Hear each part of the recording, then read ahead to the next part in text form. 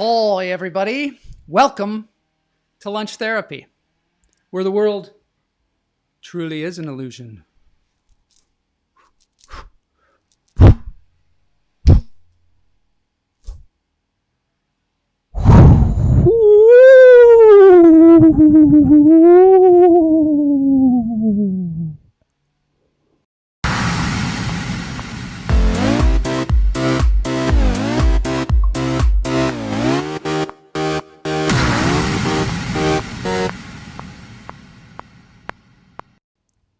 Hello and welcome to Lunch Therapy. It is Thursday and it is Better Off Dead week here on Lunch Therapy, and I'm so glad to see everybody here.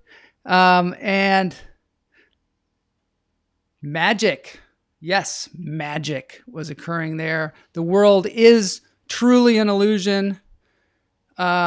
People think it's like some kind of thing that is never changing and solid and has some kind of structure to it, but who knows? Who knows? Anyway, we're getting in here to Lunch Therapy to relax, to have fun, to breathe. Breathing is the first thing that we do on this show, as many of you know. Like it or not, we're going to breathe. So feel your feet on the floor or wherever they happen to be, and just take in a deep breath. Hold it.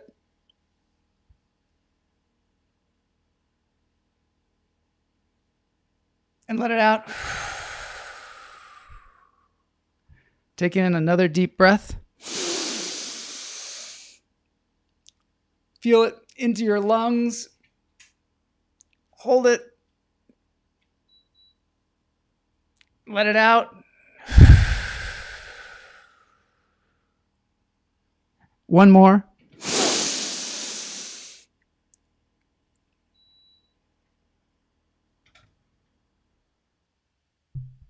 Let it out.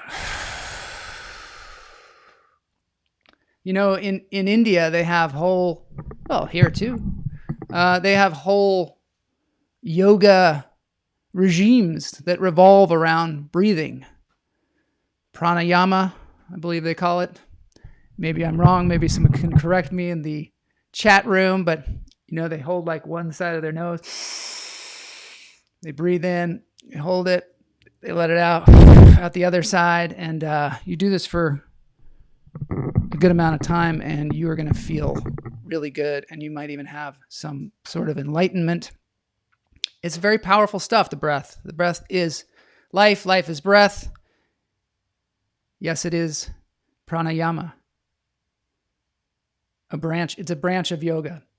A lot of people don't know that there are different branches of yoga. There's the kind that we, are kind of used to when we think of yoga, the postures. There's one that's all breathing. There's one that is all giving, that you do philanthropic things. All right, we got somebody. Yes, Why? Hi. Hey, Why, good to see you there in the chat room and Twitch. I love it. I want people to be happy, unlike me. Well, let's try and make you happy here in this time. I've got something, right off the bat that we're going to laugh about.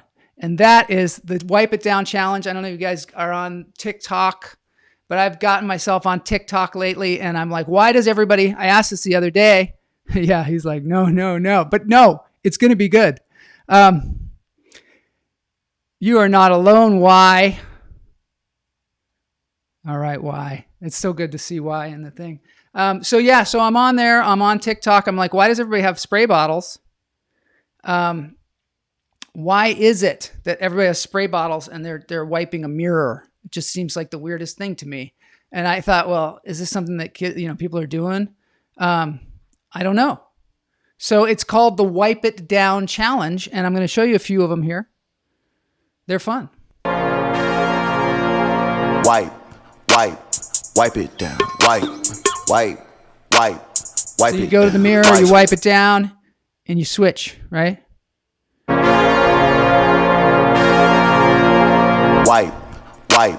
Wipe it down. Wipe. It's pretty cool. Everyone is like this.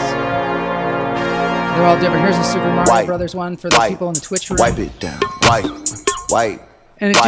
just Wipe keeps it down. going. There's tons of them out Wipe. Wipe. Wipe it down. Wipe. there. And at first I Wipe. thought, Wipe. this Wipe is it ridiculous, down. but Wipe. you know what? Wipe. It's kind of fun. It's kind of Wipe it addicting. down. Wow, there's a lot going on with why. That's not the topic. Our topic is Wipe It Down Challenge, but we are certainly welcome. Wipe it You're down. certainly Wipe. welcome to talk Wipe. about Wipe. depression Wipe or it any of that down. stuff Wipe. that might be Wipe. bothering you out Wipe. there, because this is a place where we find ways to be happy. Because life is Wipe. about being happy, right? Wipe it And loving down. each other. Wipe. And the Wipe It Down Challenge. Wipe it down. So- Wipe. Wipe. Just for you Wipe. guys, Wipe it down. Wipe. just for you, why in the chat room, I did a Wipe It Down Challenge. Yeah. You gotta, I'm going to try and make you happy. Why? Here it is. My Wipe It Down Challenge. I got some help Wipe. Wipe. from my people. Wipe it down. Wipe. Wipe. Wipe. Wipe it down. Wipe. Of course, we have to see that again, right? We have to see that again. Because the only way we're going to get, really, really feeling better here is to watch that again. Wipe. Wipe. Wipe it down. Wipe. Wipe. Wipe. Wipe it down. Wipe. So, yeah, why is in the chat room and talking about how they can't be happy. One of the things that we talked about at the top of the show that I think is really helpful for happiness is exercise. And yoga is one of those things that's also good for that. And jumping up and down and dancing. That's some of the things that we do on this show. And why you're welcome to join us here at noon every day and have a good time. But there will be no water drinking contests. There will be no water drinking contests. Is that your same editor? Yes. Yes, Ganel, that is the same editor that does the last week on lunch therapy. So there will be no water drinking contest. Earlier, I don't know, this week, last week, something like that, I talked about a water drinking contest. And how I had gotten involved in a water drinking contest when I was in high school. And a lot of you guys remember that. And I just wanted to say, holy Pam. She's going to set up a TikTok. Heck yeah. I just want to say that someone died from a water drinking contest, if you can believe it, back in 2006 in Los Angeles. I think apparently Mike Wetzel gave me this article. Apparently at the LA Times, there was an article because some radio station had some kind of contest about who could drink the most water. And on the way home, person died. So no water drinking contests out there. No way. All right, so a lot of you guys know that it is, you guys want to watch it again, right? You want to watch the wipe it down thing? Just one more time. Just, this is for me. This one's for me. Wipe. Wipe. Wipe it down. Wipe. Wipe. Wipe. Wipe it down. Wipe. I love that. I don't know. I don't know why Neil doesn't like my editor, but there's just a few things here that people are saying water is poisonous. Jeff Lohman will back you up on that because he seems to think everything is poisonous because anything that you ingest too much of is poisonous, right? Pam remembers. You remember that when the water drinking challenge thing. Again. Yes. Again. How again? Of course. Of course I'll play it again. Wipe. Okay, it's getting a little redundant, but it's fun anyway. Wipe. Wipe. Wipe it down. Wipe. All right. Maybe, we'll have to analyze why that's fun, but it's super fun. Stay away from hydrogen dioxide. I'll tell you that. That is a good point.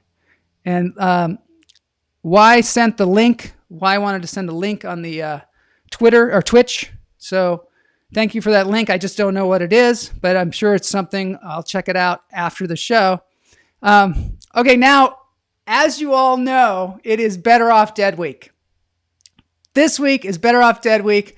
We were lucky enough to have Amanda Wyss on the show earlier this week to kind of clear up some of the questions that we had. One of the trivia questions is, who was in Fast Times at Ridgemont High and Better Off Dead?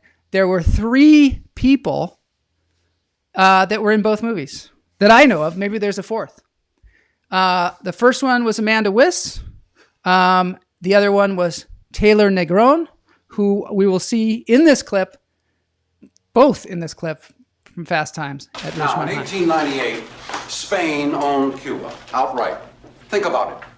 Cuba owned by a disorganized parliament over 4,000 That's Mr. miles Hand. away. I don't know if Cubans were in if a you haven't constant- seen this movie, I mean, obviously, you got an assignment. Sean Penn, of Cubans were in course. a constant state of revolt. Mr. Hand. In 1904, Amanda is right there behind the United Sean States Penn. decided to throw a little weight around and Spicoli, of course, is the name of the character. And then, of course, Who is here's he? Taylor Negron. Guy. He's the Again? pizza guy. Mr. Pizza Guy, sir. You know, I love his sort of like irritated nature that he You want has the in double both of cheese and these sausage? movies. Right here, dude. Taylor Negron. He's awesome. And Amanda back there, of course. Beth from Better Off Dead. You, dude.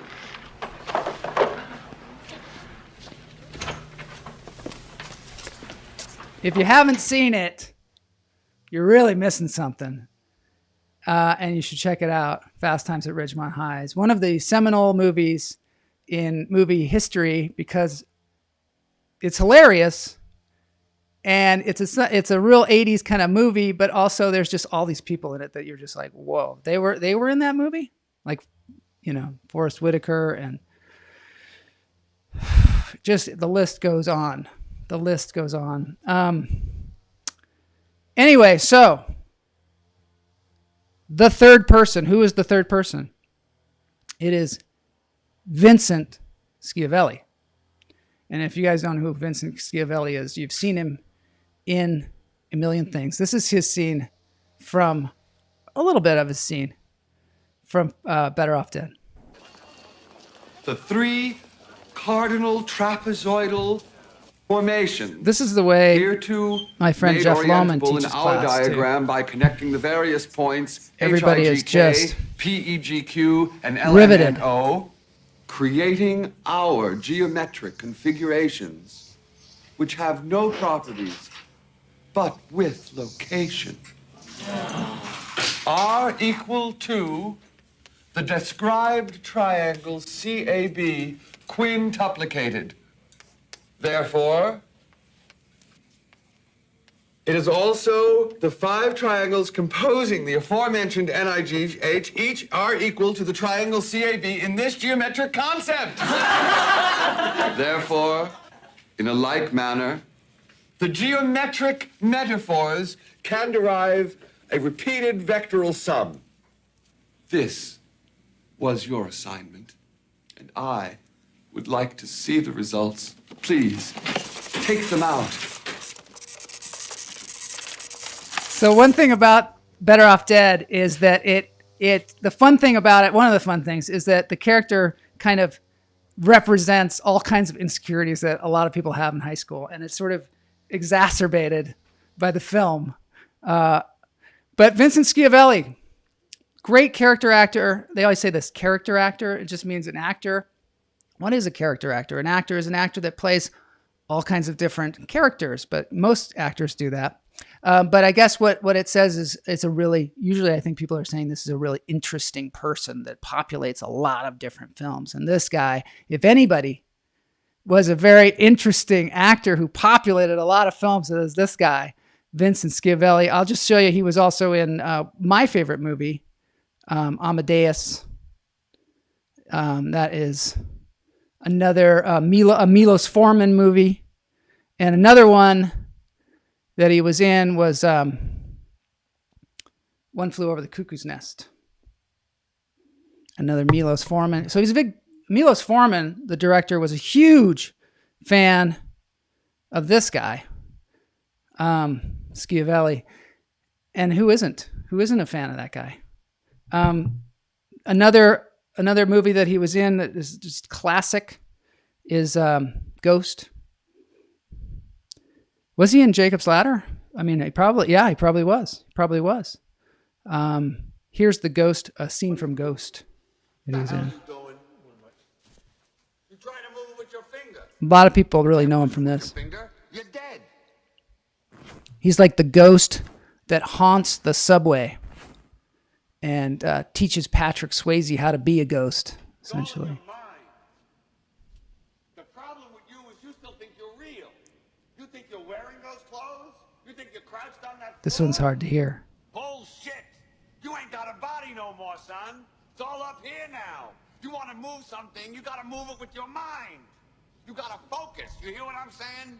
How? How do you focus? I don't know how you focus. You just focus.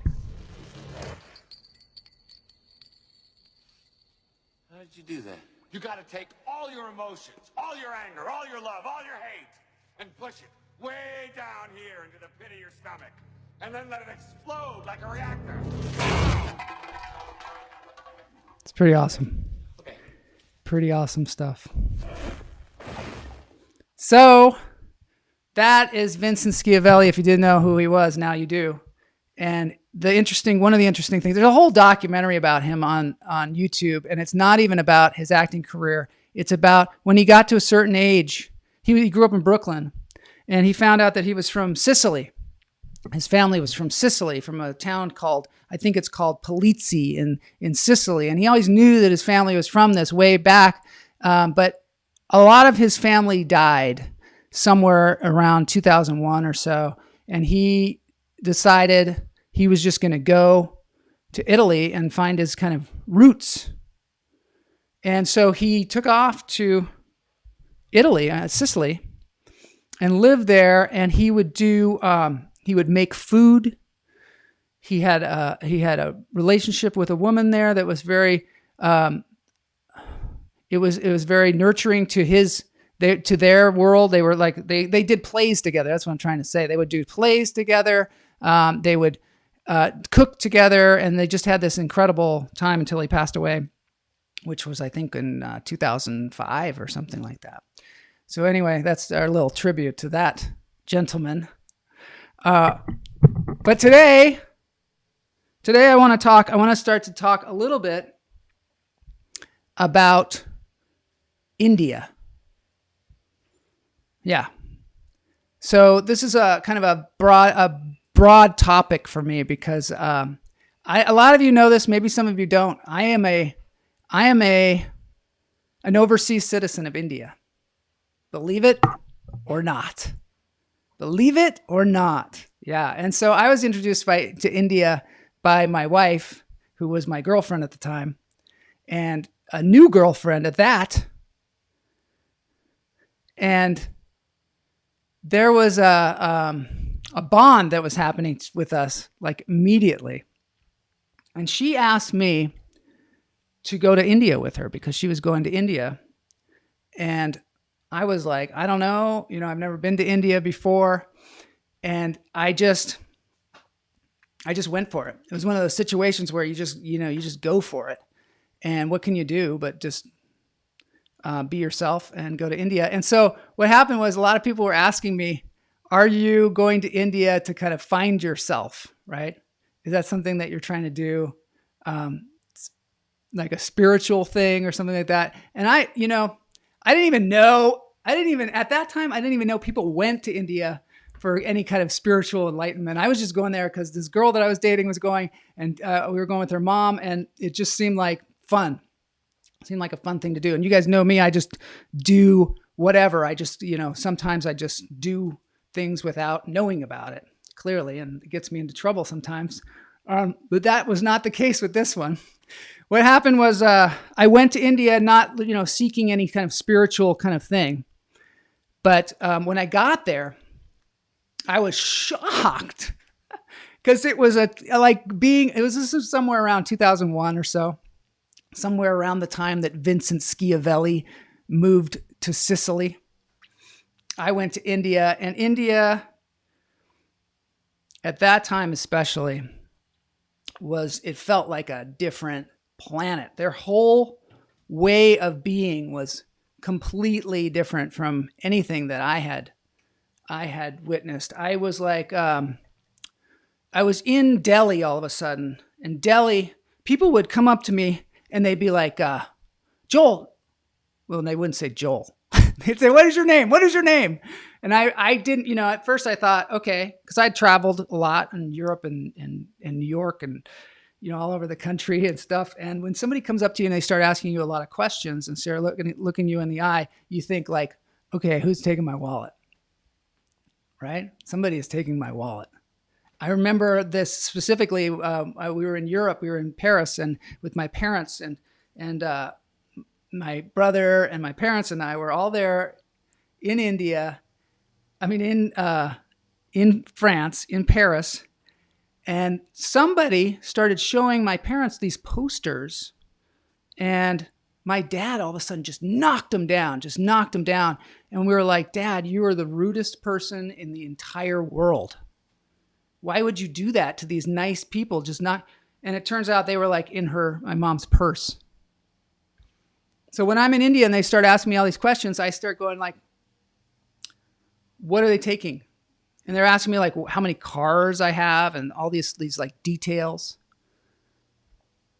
You should show that clip where the guy motorcycles through India. That would be cool. That sounds like a cool thing. So I didn't know what to do. And I just kind of ran away. And then like an hour later, the guy comes up to me. The same guy comes up to me. And he's like, excuse me, sir. And I'm like, And he's like, you dropped your sweater. This guy had picked up my sweater and brought it back to me. Spent like an hour looking for me in India, in Delhi, to give me my sweater back. And I started to realize, hey, there's something like different going on here. People are not the same as I don't know. They're interested in something else. And that's what I started to learn was that people here in America, at least at that time and growing up, we're always trying to get somewhere. We're always trying to do something to get us to the next level or something like that.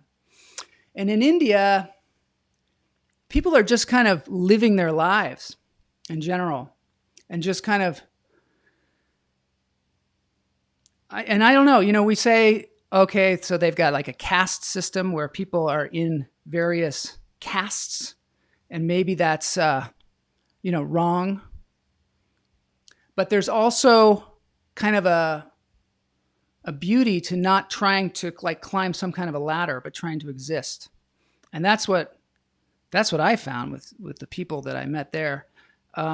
Sometimes it got scary though. Like one time, my wife and I, Kamala, we were out walking around in Delhi, and we were with some people that were taking us around and showing us all the shops and showing us all the things. And we didn't know anything. And sometimes you think you're like some kind of cool world traveler and you're going around because you've got a guide. You got somebody that's taking you around. And we had this incredible person, Harjeet, who took us around, who was a friend of the family, a friend of my mother-in-law's, and kind of like a family member. And she took us around to all these great places. And one time she took us to the store, and my Kamala and I got cocky, I guess, and we just wandered off.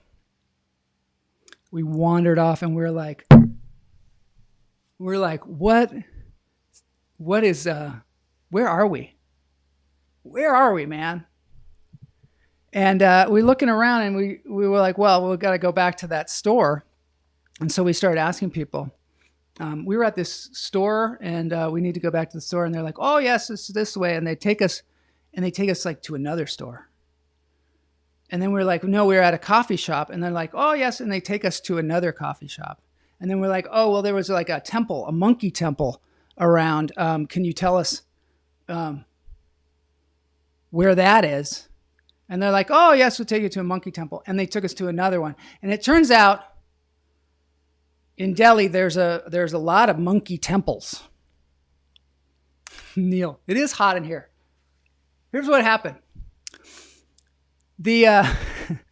I'm in here and I had the air conditioning on and I turned it off because I thought that it was going to make noise.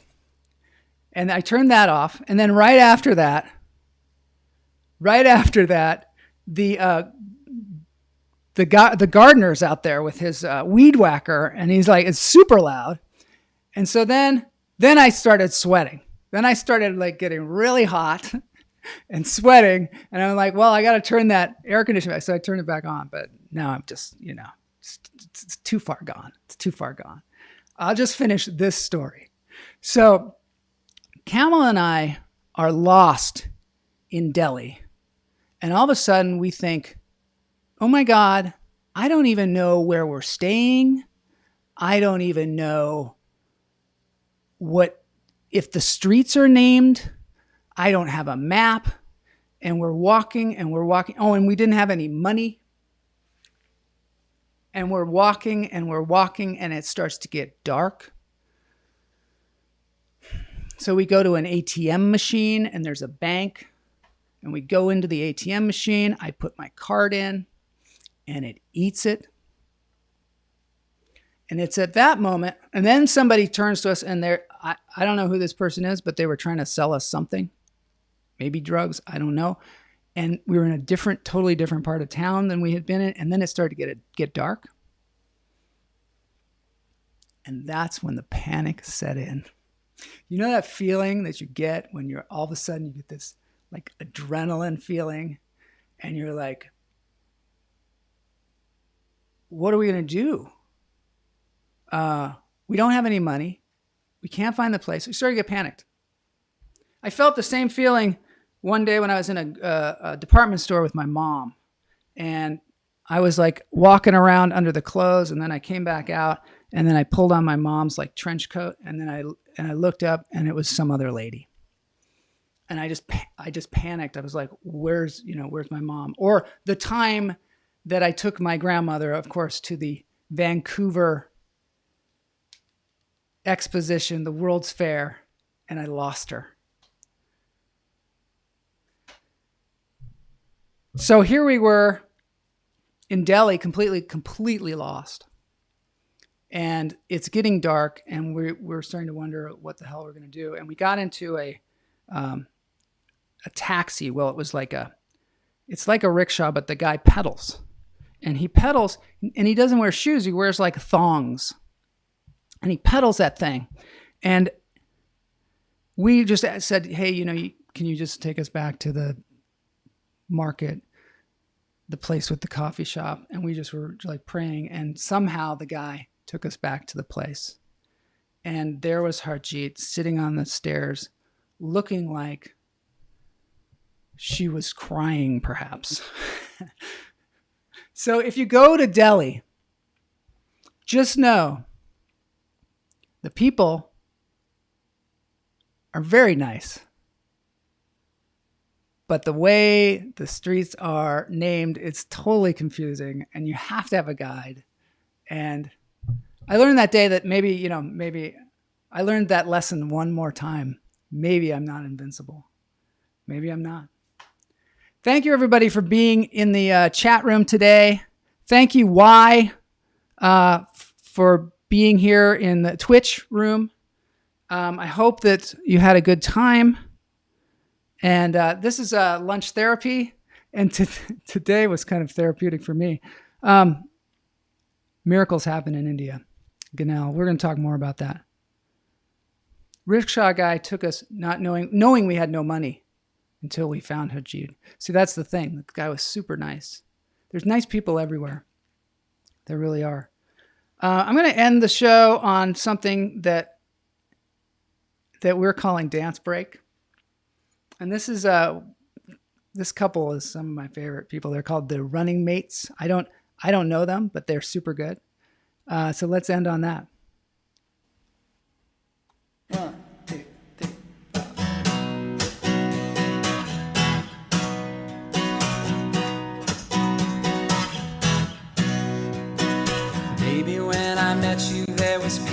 unknown. I set out to get you with a fine-tooth comb. I was soft inside, there was something going on. You do something to me that I can't explain.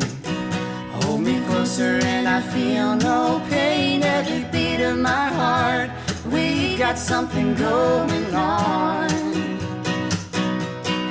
Tender love is blind, it requires a dedication.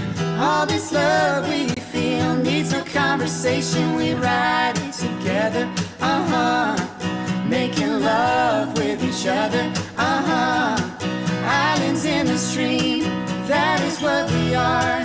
No one in between, how can we be wrong? Sail away with me to another world, and we'll rely on each other, from one lover to another, I can't live without you if the love was gone. Everything means nothing if you got no one. And when you walk in the night, slowly losing sight of the real thing. But that won't happen to us, and we got no doubt.